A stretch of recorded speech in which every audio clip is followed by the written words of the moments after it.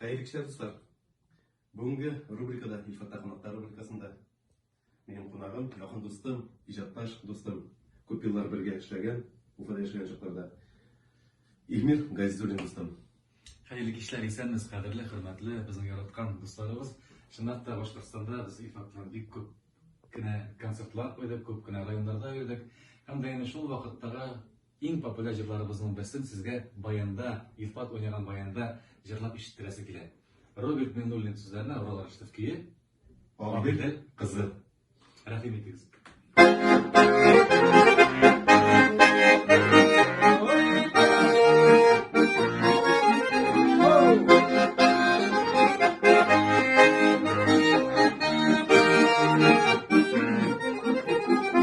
Abidel kızı indi, abidel dağılganın, kışta gülünün erine, bulgurlar kağılganın, abidelde kıyılmasın, şılamasın dolun, gölün şına yaralardan ilk güzeler kullanın, abidel kızı,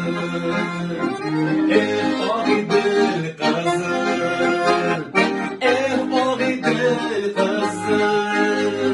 abidel kızı, abidel kızı. Abidel kızı,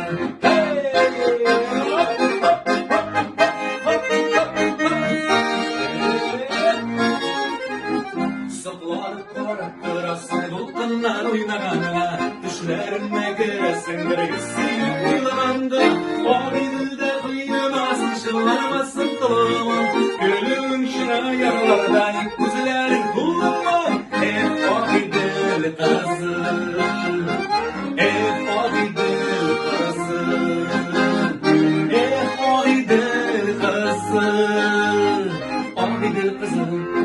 Abidel kızı, hey!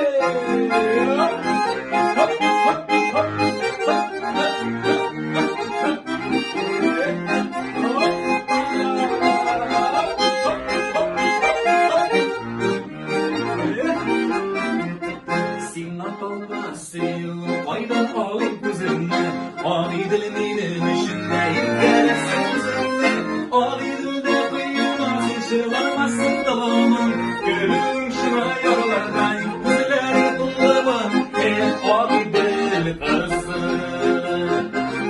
Abidel kızı, Abidel kızı, Abidel kızı, Abidel kızı, sola!